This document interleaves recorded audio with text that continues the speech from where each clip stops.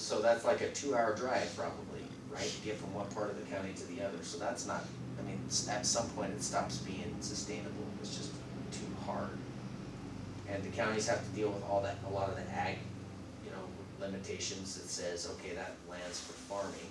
Well, a lot of times farmers hold on to land and then they wanna subdivide it as a retirement, because their kids don't wanna farm, so then they say, I just wanna sell it to some developer for houses. Well, you can't do that either, because that's violates GMA, especially when this land has been set aside for, they call it agricultural land of long-term significance. So it's really good farmland. The idea is that that's what all of Oregon's growth code is built on, is like preserving the Willamette Valley. That's why they did that, because people were plowing that stuff over for subdivision. They're like, wait a second, this is like the best dirt on earth.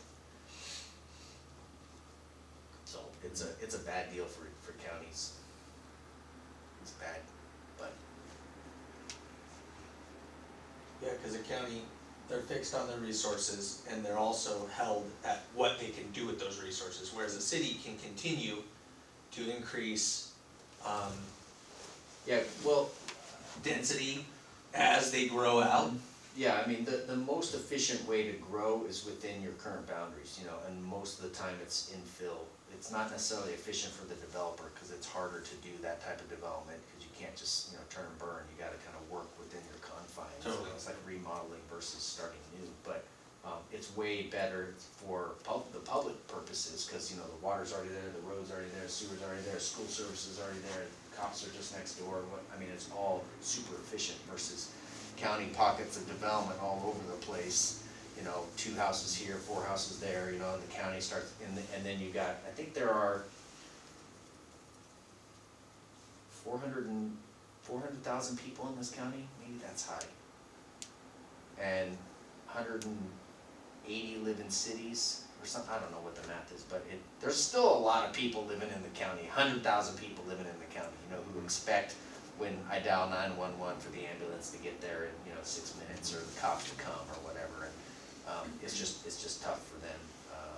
Yeah, and most of the time cities, and this is another aside, but the way the finances for cities is set up is most of the time cities make money off of sales tax. That's where the money in the state is at. Property tax is like all over the place. Most of your property tax goes to the schools, and then another portion of your property tax goes to the Port of Olympia, and then another portion goes to the, you know, the state, and then another portion, a little bit of it goes to the county, and then some of it comes to the city. But for sales tax, almost all goes to the city. You know, there's portions that go back to the state, but most of it doesn't go to the county, right? And so counties are stuck, and that they can't have a ton of sales tax and not really making enough money off of property taxes. The other place where cities make money is off of utility taxes. That's where they make a lot of money off of that, like comparatively. And you can't really get that because you have no water, sewer, or sewer service in the county. Right. So how do you make money off of that? So then they figure out how to charge telecom, 911, like, so they figure out other ways to find revenue streams, but it's limited. So That will make people angry. yeah, all that stuff does, but it's just really, it's a sad deal. I don't know how counties are gonna do it. You know, they have a huge service area and the same expectations as the city dwellers for the most part. You know, I get pissed off when I drive through the county and don't have cell service, right? Right, or On the way to Tumwater, there's a corner. Yeah. I lose it every time. so is that good? Are we? Yeah, are we that was done? great. Yes, I think that was pretty good. You're welcome. So I think we're slated for the month of November to talk about integrated project review, which talks about doing permits and SEPA at the same time, and then also talking about SEPA in general, especially the SEPA checklist. And I think I said I was going to bring you a SEPA checklist and make you fill it out, but I can't remember. Maybe I was going to bring you one and you were going to analyze it. So I think that's what for November. And then December's, we're supposed to talk to TRPC about a sustainable Thurston discussion.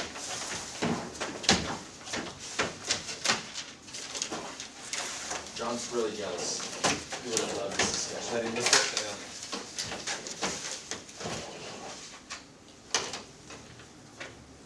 so glad that we're doing this. Oh, yeah.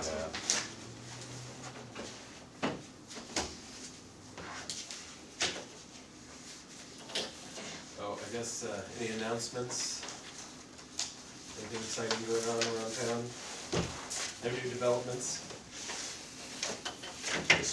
I saw over here, there, looks like they plowed a lot, on one of the side streets right over here. So.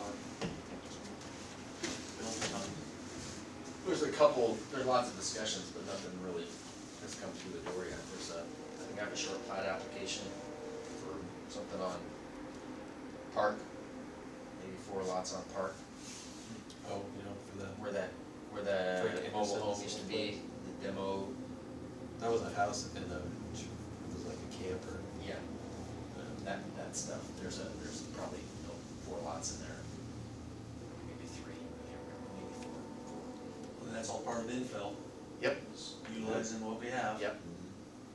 So, processing that. Cool. Okay, David? I just have a general question, because I've seen this, like the old houses on Lincoln, you know, those ones that are like really Kinda like old derelict. and, yeah, Yeah. but I see someone like mows the lawn, like, what's the deal with those houses? I guess I'm wondering. I think the stuff, I don't know, you might know more than me, but I think the stuff that has gone on those houses, some have broken windows. Yeah. and Some of them It's roofs and holes, like- yeah. Been complaint driven, that's the only reason they're doing what little that they are doing, I think, at those places. I don't know, And if they've been for the deal. sale in the past and we want to buy them, or, I'm not sure. Somebody's holding on to them for some reason. because the houses look so neat with the character, it seems like a long time ago, someone would have just loved to snatch those up, you know, and so they're just like Big just lots. sitting there, Some yeah, of them are pretty big lots. yeah. And they're, yeah, sad to see them get to the point. Yeah, where every they're time I drive by, I'm beyond, like, such cool looking houses, you Yeah. know? Sure, thought I'd ask, figured. They used to look a lot worse, and then there were a lot of complaints.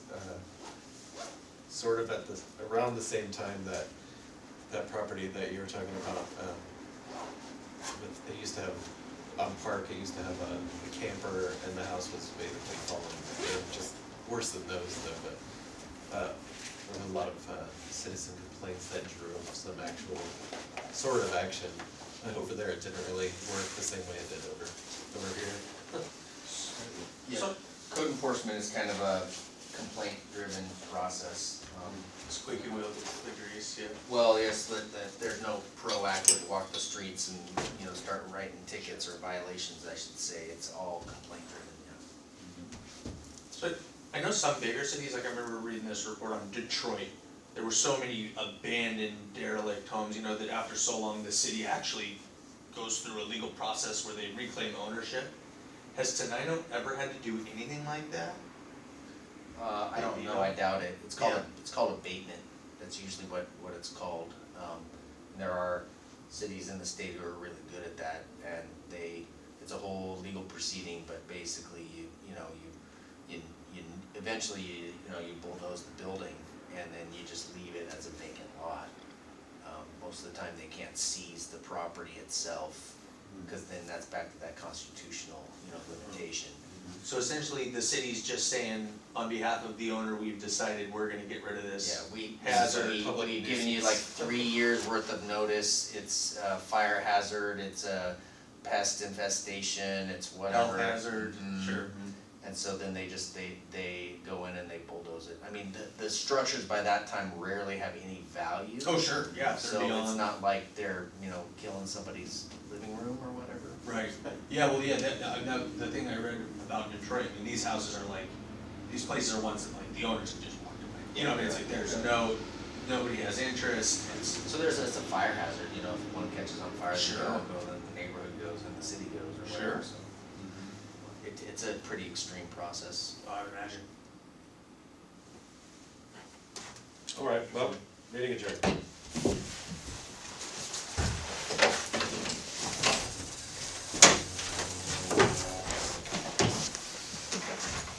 There was a structure down in Centralia that went through that.